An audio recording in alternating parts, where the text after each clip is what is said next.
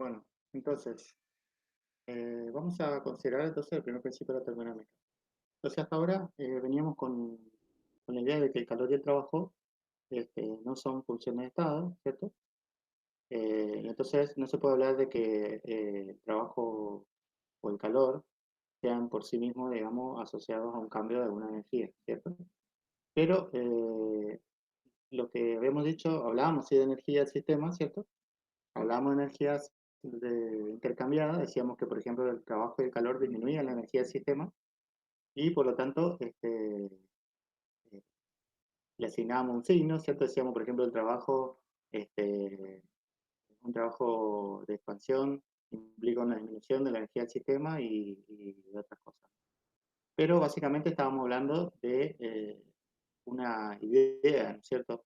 Lo que se puede demostrar en realidad es que si uno suma las cantidades de energía intercambiada en el sistema y el medio, eh, en forma de trabajo y de calor, esta suma es igual a la variación de la energía interna del sistema, la cual está definida en términos de una energía macroscópica, o sea, no es una energía mecánica, al igual que en un sistema que hemos estado viendo, digamos, sino que es una energía macroscópica que sale, por ejemplo, de un promedio de las eh, energías asociadas al movimiento, por ejemplo, de las moléculas de un gas, o las interacciones mutuas entre las moléculas, o la energía de interacción entre los átomos de un sólido, ¿cierto?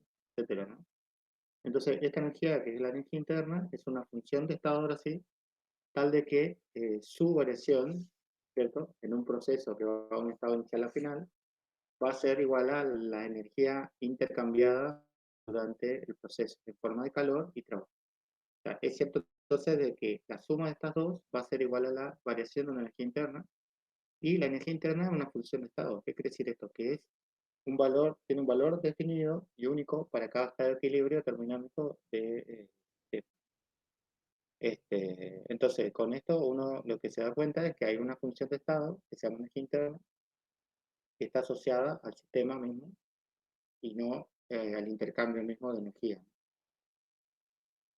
y que su variación es la suma de la energía intercambiada. Bueno, ¿cómo se considera esto? ¿Cómo se utiliza? Y bueno, podemos ver un ejemplo como el que estaba ilustrado en el Serway, ¿cierto? Eh, ejemplo en el cual, por ejemplo, se considera un gas, ¿sí? En un gas en el cual estamos asociando de que un gas ideal que absorbe 5 por día al cubo joule de energía mientras realiza un trabajo de 2 por día al cubo joule, realiza un trabajo sobre el entorno y lo hace a presión constante, ¿no? Entonces el punto A dice, ¿qué cambio de energía interna tiene el gas? Y el punto B dice, supongamos que ahora la energía interna disminuye 4.5 por día al cubo joule y que tenemos 7.5 por día al cubo joule expulsada del sistema en forma de calor. Y pregunta entonces, encuentra el cambio de volumen, suponiendo que el proceso es un proceso isobárico, con una presión que está definida ahí, que es más o menos aproximadamente la presión atmosférica.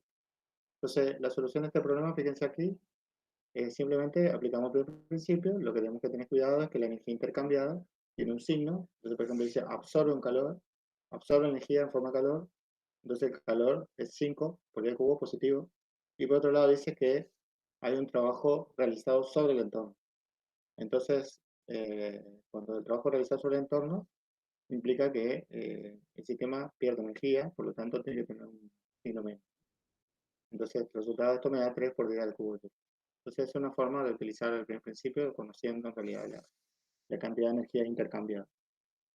Este, bueno, y el ítem B dice que encuentre el cambio de volumen observando que conocemos delta de U y Q, para este caso que ambos son negativos. Una vuelta se usa el primer principio, la única diferencia es que ahora se coloca que el trabajo es un trabajo isobárico. Esto quiere decir que el trabajo es menos P por delta de B.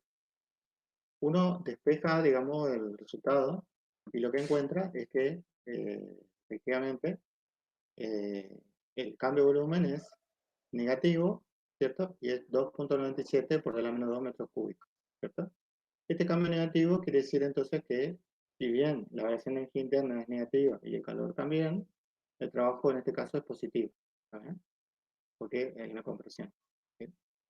Bueno, el ejercicio está interesante, digamos, después Esta es una alternativa para que ustedes puedan practicar por su lado, y eso quizá le dejo a ustedes y tienen la respuesta para que puedan analizar. Me lo preguntan si quieren después la consulta, si es que no lo pudieron resolver. Bueno, entonces este es un ejemplo de aplicación del primer principio. Nosotros en general vamos a estudiar obviamente cualquier sustancia, particularmente en su estado puede estar sólido, líquido, gaseoso.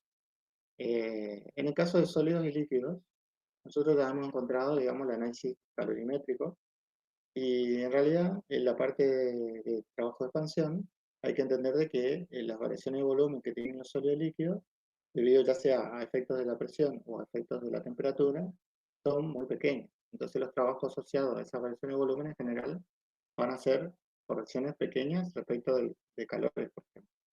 Entonces en general se va a despreciar y se consideran simplemente de que lo que importa son, en el balance energético son el intercambio de calor. ¿Saben? Obviamente que esta aproximación depende, en última instancia, de la precisión que uno quiera utilizar, pero en general va a ser algo así, ¿no? Por otro lado, el caso de gases puede ser de mayor interés.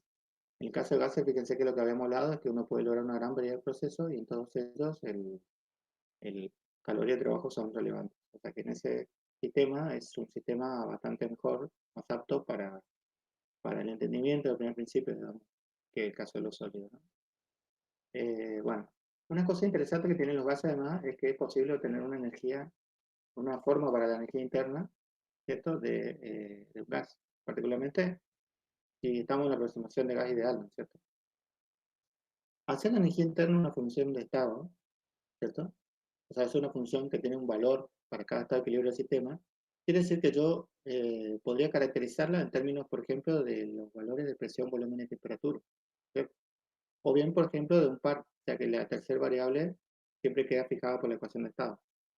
Entonces, se puede pensar cualquier función de estado como función de las variables eh, de equilibrio térmico. Por ejemplo, presión-volumen, presión-temperatura, volumen-temperatura. Entonces, la energía interna se va a considerar siempre como una función de estas variables. Yo hice un experimento muy interesante para obtener cuál es la forma de la función, esta de la que hablamos, en el cual se hace lo siguiente. Mira.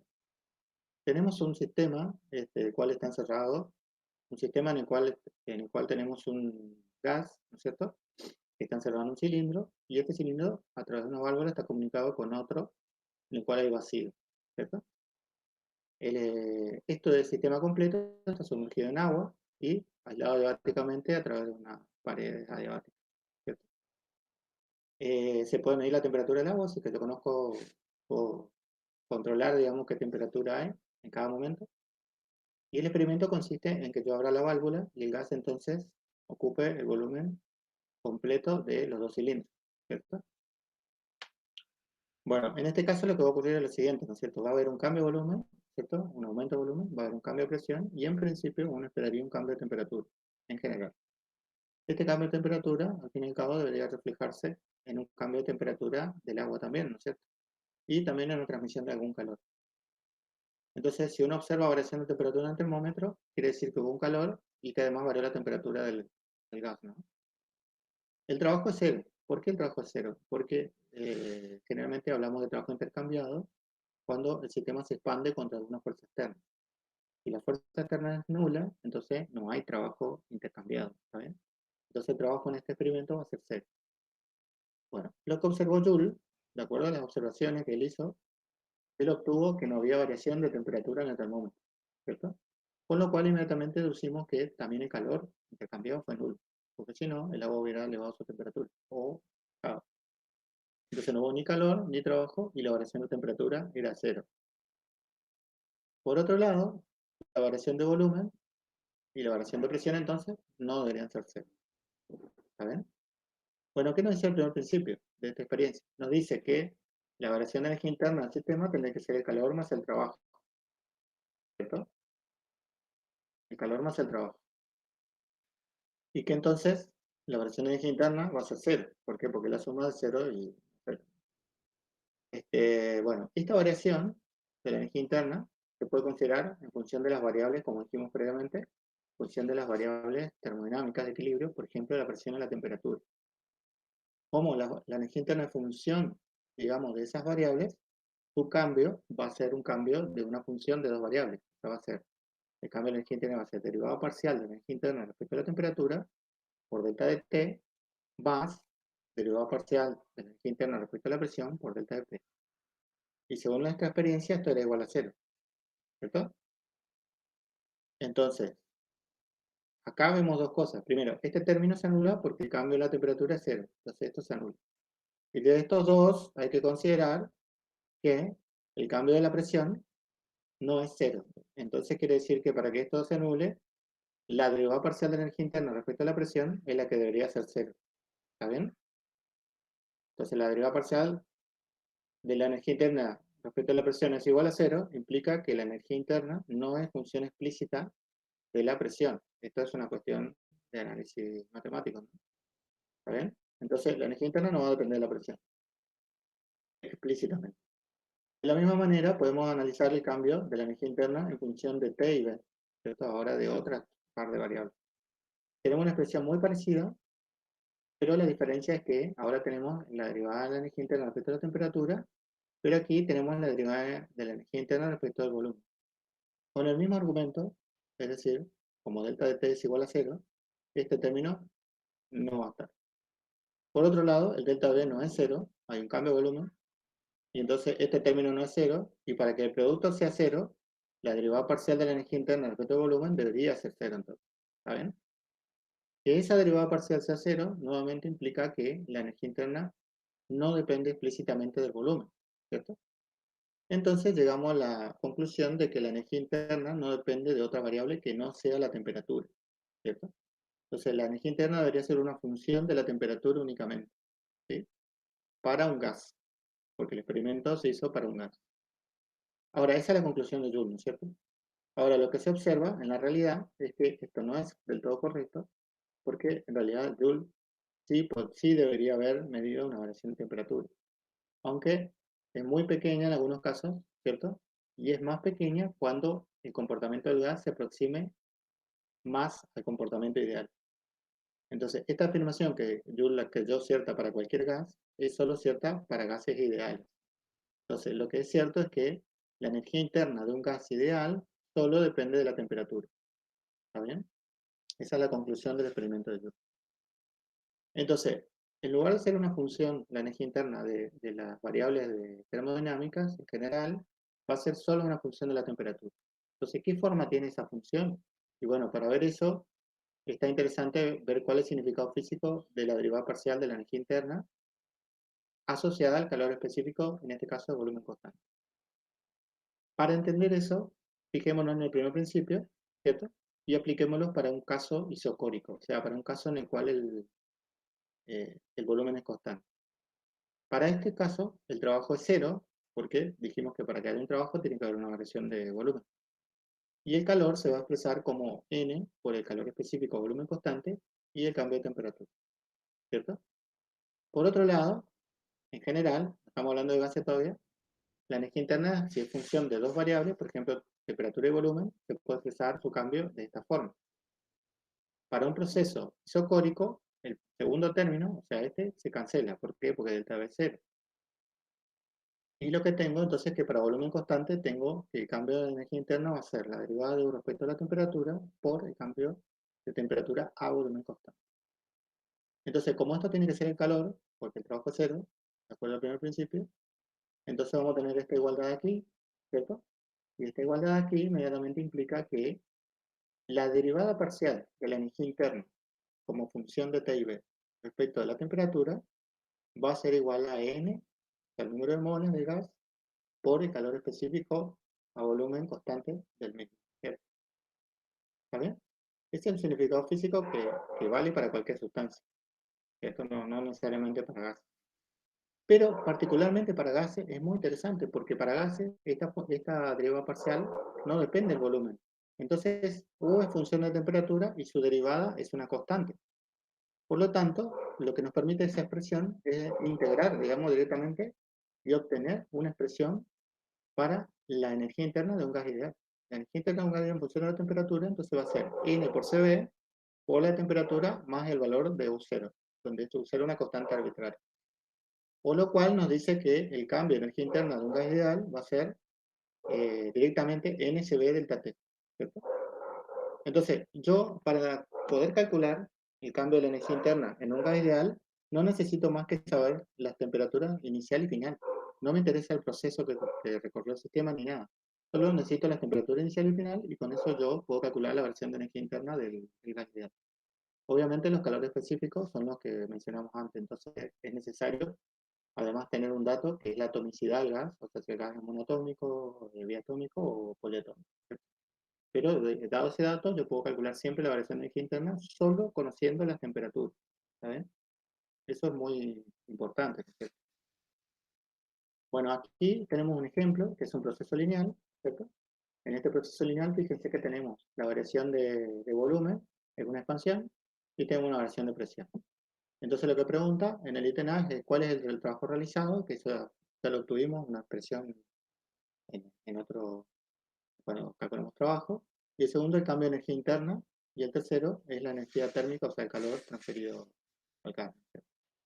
Entonces, para calcular, la primera parte es calcular el área. Entonces, eso me da un valor que no lo voy a explicar de vuelta porque ya lo tenemos. En el ítem B lo que nos interesa que es cambio de energía interna. Para el cambio de energía interna, entonces, ¿qué necesitamos? Solamente necesitamos las temperaturas. Como el dato del problema ya nos da las presiones y volúmenes iniciales, ¿cierto? Y el número de moles, podemos calcular las temperaturas usando la ecuación del gas ideal para el estado A y el estado B. Una vez que tenemos las temperaturas, la variación de energía interna en el proceso va a ser el calor específico a volumen constante, que es 3 medios de R, porque es monoatómico, el número de moles y la variación de temperatura. Bueno, calculamos eso y nos da un valor de 9,77 por 10 a la cuarta Joule. Y con ese dato podemos calcular el calor en el proceso lineal.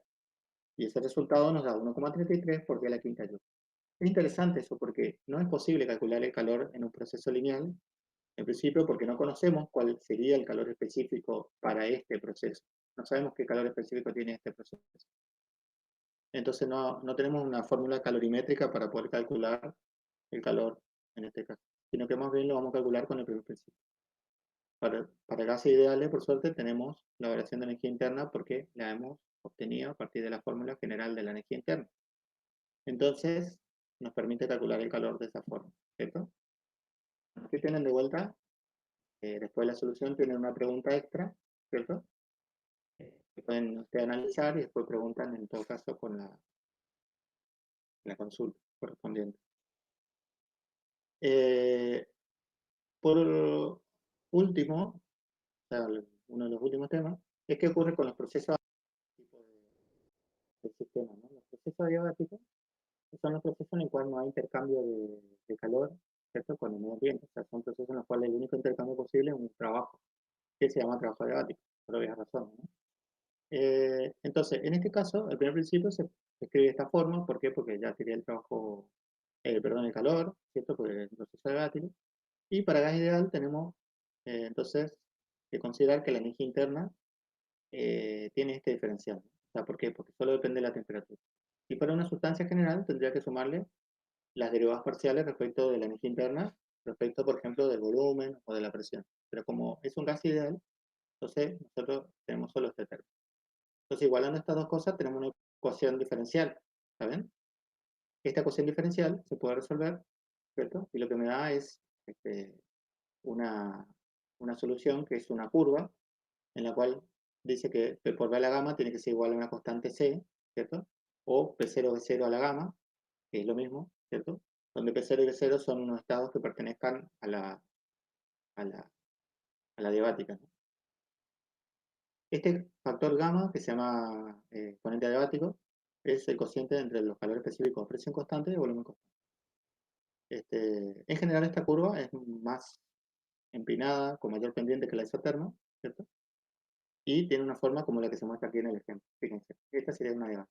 ¿Okay? Es una expansión. Aquí tenemos un ejemplo en el cual se plantea un problema en el cual un gas monoatómico tiene una presión inicial y un volumen inicial que son conocidos y se duplica el volumen. O sea que el volumen final también es conocido. Dice, encuentre la presión final, ¿cierto? Y que pose en el diagrama PV cómo es el trabajo estimado por el gas. Entonces, para encontrar la presión final, ¿qué necesitamos? Necesitamos conocer cuál es la ecuación de la adiabática. La ecuación de la adiabática, fíjense, primero calculamos el exponente adiabático, que para un gas monoatómico me da 5 tercios, ¿cierto? Porque el cociente de los CP y CB. Y después encontramos la constante C, esa que estaba ahí, sabiendo que la adiabática que nos interesa pasa por el punto P1B1, ¿cierto? Entonces P1B1 nos permite, P1B1 a la gamma, nos permite obtener la constante C. Como esa constante C en la adiabática es siempre la misma, porque es constante, entonces C tiene que ser P2B2 a la gamma también, ¿cierto? Y bueno, aquí no conozco P2, entonces, pero sí conozco la constante y conozco B2 a la gamma. Entonces obtengo P2 de aquí y después, y me da este valor de presión, ¿cierto? ¿Está bien? Bueno, y aquí la estimación del trabajo en el punto B, fíjense que lo hace de manera gráfica. ¿Qué quiere decir eso? Que él sabe más o menos, acá tiene un dibujo, él sabe más o menos cuántos cuadritos, cuál es el área de cada cuadrito, y después cuenta la cantidad de cuadritos y con eso pretende obtener el área. Y le da este número. Esto dice 17 cuadritos y cada cuadrito tiene un área de 5 kilojoules. Entonces obtiene ahí el resultado del trabajo de debate. Bueno, obviamente que esa no es la forma más correcta de hacerlo, ¿no?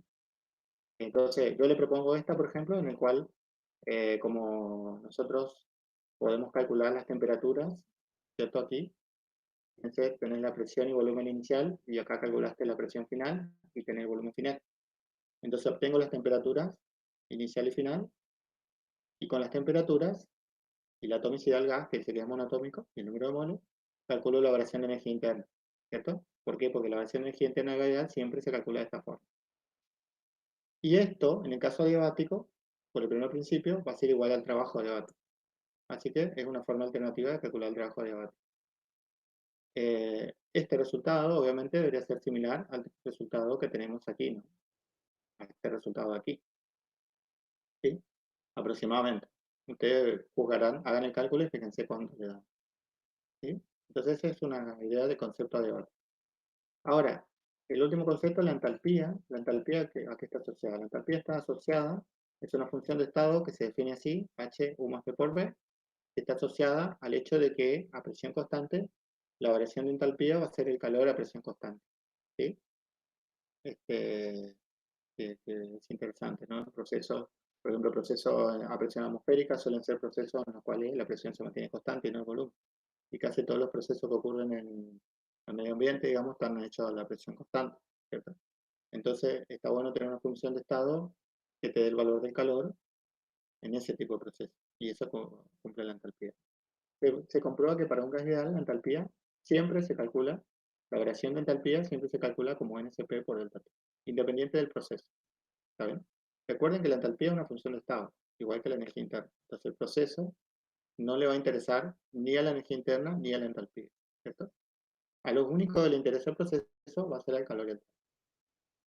Bueno, bueno, este es un pequeño resumen de primer principio. Tienen que leer el libro y bueno, con eso y la pregunta de consulta vamos a ver si podemos resolver los problemas y entender un poquito mejor.